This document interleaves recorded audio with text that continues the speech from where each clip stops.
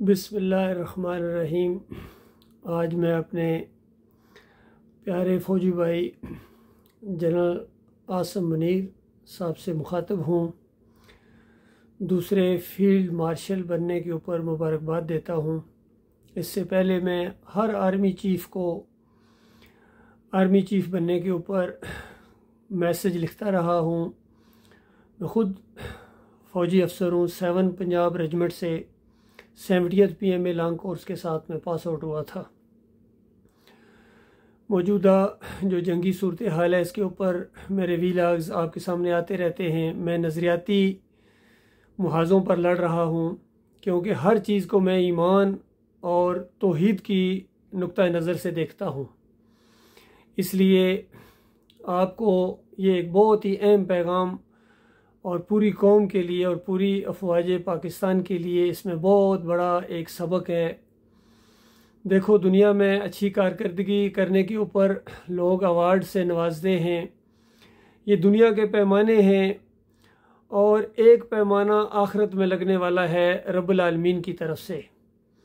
जब सारे म्यार उलट दिए जाएंगे और पैमाना बदली हो जाएगा और इंसान तोले जाएंगे, उनके अमाल तोले जाएंगे उस म्यार के ऊपर जो मालिक का म्यार है कि कौन पास हुआ और कौन फेल हुआ, कौन कामयाब हुआ जीत गया और कौन हमेशा के लिए नामराद हो गया।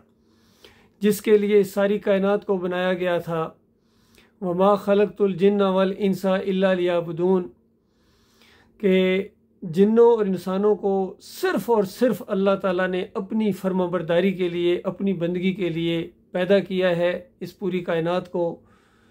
और ये अगर अपनी इस बंदगी को, ग़ुलामी को, फर्माबरदारी को साबित करें तो मरने के साथ बरज़ख में भी और फिर क़यामत के दिन, फ़ैसले के दिन इनको हमेशा की बादशाही का ताज पहनाया जाएगा। ऐसे ऐसे अवार्ड इनको मिलेंगे जो अल्लाह की बंदगी को साबित करें। और जिन्होंने अल्लाह की बंदगी को साबित नहीं किया बल्कि अपनी खुदाई के डंके पीटते हैं, चाहे बड़े बड़े वो गुज़रे हों, बादशाह गुज़रे हों, सदर गुज़रे हों, बड़े बड़े फील्ड मार्शल भी गुज़रे हैं, कितने गुज़रे हैं यहाँ, अगर उनकी लिस्ट बनाई जाए तो बड़ी लंबी है। और उनमें से कितने हैं जो शिर्क के साथ अल्लाह को गाली देते रहे हैं। कोई अल्लाह का बेटा करार देता रहा, कोई अल्लाह की ज़ात का इनकारी रहा, कोई अल्लाह के साथ दूसरों को शरीक ठहराता रहा, किसी और के गुण गाता रहा और किसी और को दाता, दस्तगीर, मुश्किल कशा, हाजत रवा कहता रहा। तो ये फ़ैसले के दिन फ़ैसला सामने आएगा। लिहाजा मैं अपने फील्ड मार्शल आसिम मुनीर साहब से यही कहूँगा कि देखो, दुनियावी लिहाज से इससे ज़्यादा कोई इज़्ज़त शायद ही, इससे ऊपर कुछ भी नहीं, इससे आगे क्या है। क्योंकि 5 स्टार जर्नैल होना और फिर ता हयात गोया आपकी ये सर्विस कायम रहेगी, तनख्वाहें भी मिलती रहेंगी, ये सारी चीज़ें इज़्ज़त हुई है, सारा मामला हुआ है। तो सिर्फ इतना कह देना कि मैं अल्लाह का शुक्रगुज़ार हूँ, ये काफ़ी नहीं है। अमली तौर पर शुक्रगुज़ारी होनी चाहिए। और उसकी एक बेहतरीन मिसाल हमारे सामने है जब अल्लाह के आखिरी रसूल मोहम्मद सल्लल्लाहु अलैहि वसल्लम ने गलबा पाया फ़तह मक्का के मौके के ऊपर। सबसे पहला काम क्या किया था?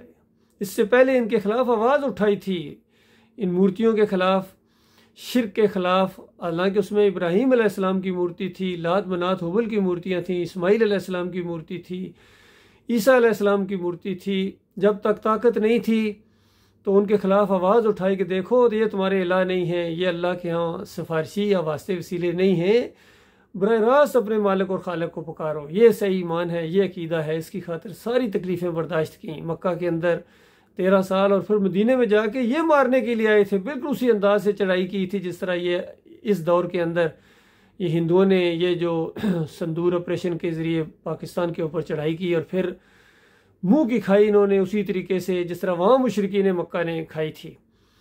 लेकिन उस तरफ जो मुसलमान थे उनका अकीदा बड़ा मजबूत था तौहीद के ऊपर। और जब गलबा पाया है तो सबसे पहले नबी अलैहिस्सलाम ने इन मूर्तियों को तोड़ा है। उसमें इब्राहीम अलैहिस्सलाम की मूर्ति को तोड़ा है और बैतुल्लाह को शिर्क से पाक किया। तो बिल्कुल यही कुछ अभी अमली तौर पर आपको करना चाहिए। अब आपके पास एक बहुत बड़ा रैंक है, बहुत बड़ी ताकत है। अब आप ये नहीं कह सकते हैं कि मेरे पास इख्तियारात नहीं थे। फील्ड मार्शल से आगे क्या हो सकता है बताइए। ये जितने शिरक के अड्डे हैं जिनको दाता, दस्तगीर, मुश्किल कशा, हाजत रवा, गरीब नवाज कहा जाता है, इनके गुम्बद बनाए गए हैं, इनकी उर्स और मेले होते हैं, चढ़ावे चढ़ते हैं, लंगर बांटे जाते हैं, भंडारे बांटे जाते हैं, बकरे चढ़ाए जाते हैं, अंदाज़ा लगाए पूरी तरह बैतुल्लाह का मुकाबला किया जाता है। आंखें खोलिए। और इस शिरक का अगर आप कला कमा नहीं करते हैं, इन बुतों को, अपने बुतों को नहीं तोड़ते हैं, तो याद रखिए अल्लाह के यहाँ बहुत बड़ी मुश्किल में पड़ जाएंगे। फैसले के दिन जो आखिरी फ़ैसला होना है वो ईमान खालिस के ऊपर होना है। उस वक्त की जीत हमेशा की जीत होगी और उस वक्त की हार जो है वो हमेशा की हार होगी। मेरी दुआ है अल्लाह ताला हमारे मुल्क की हिफाजत फरमाए और हमारे फ़ौजियों की हिफाजत फरमाए, फ़ौज पाकिस्तान की। और ये बड़ा बर वक्त फ़ैसला किया गया है, इससे बहुत अच्छा असर पड़ेगा मोराल के ऊपर भी और हमारे दुश्मनों के ऊपर भी। इसका जो है ना यानी धौंस बैठेगी उनके ऊपर और पूरी तरह गोया ऐलान हो गया कि ये जंग जो है ये पाकिस्तान ने जीती है। 71 का वो गोया बदला बिल्कुल ले लिया गया उस अंदाज से, क्योंकि बिल्कुल जो चढ़ाई की है पाकिस्तान ने वो बड़ी ज़बरदस्त अंदाज से की है और अल्लाह ने फतह दिया। याद रखिए, इस नुक्ते को कभी मत भूलिएगा, वरना वो मालिक देख रहा है सब कुछ। ये जो हमारी कौम अभी कर रही है उस अंदाज से अल्लाह का शुक्रिया नहीं अदा कर रहे हैं, ये दूसरों की तरफ इनका ध्यान जाता है। और फिर सबसे बड़ी बात, ये शिर्क अभी तक कायम है, चाहे ये जमहूरियत का निज़ाम हो, ये मुशरकाना निज़ाम है, इसको बिल्कुल ख़त्म होना चाहिए। और ये जो खानगाही निज़ाम है, ये उर्स और मेलों वाला, पीरी मुरीदी वाला, तावीज़ गंडे वाला, इमाम जामन वाला, कहीं घोड़े की पूजा होती है, मज़ारों की पूजा होती है, बिल्कुल इसका कला कमा कर दिया जाए। और ये मौका है, इसमें बेहतरीन स्टेप अगर कोई उठा सकते हैं आप तो ये उठाएं और ये सही मानों में अल्लाह के यहाँ आपको कामयाब करेगी। दुनिया में भी देखिए कामयाबी मिली है, आखिरत में भी कामयाबी मिले तो इससे बड़ी क्या खुशकिस्मती हो सकती है। लेकिन अगर दुनिया की बहुत सी बड़ी कामयाबी हो लेकिन आखिरत में इंसान का नाकाम हो जाए तो ये बहुत बड़ी बदनसीबी होगी। अल्लाह ताला गौर व फिक्र करने की तौफीक अता फरमाए। मैं आपका भाई हूँ और मैं कोई मौलवी नहीं हूँ, मैं कोई पीर नहीं हूँ। इस मौजूदा जंगी माहौल के अंदर मैं बराबर अपने अफवाज पाकिस्तान की हिम्मत अफजाई भी करता रहा हूँ, इनको ईमान अकीदे की दावत देता रहा हूँ, शिरक से मना भी करता रहा हूँ कि देखो जान देने जा रहे हो। और उसकी मैं बेहतरीन मिसाल ये देता हूँ, देखो ये हमारे कामरान मसीह थे, कितना कारनामा अंजाम दिया इन्होंने, लेकिन अगर इनकी वहाँ मौत हो जाती तो सारी बात है शिरक की हालत में मौत होती है, हमेशा की आग के अंदर चले जाते। इसी तरह तारा सिंह है, हमारे फौजी अफसर हैं, अगर वो किसी जगह मारे गए तो जन्नत तो नहीं जा सकते हैं।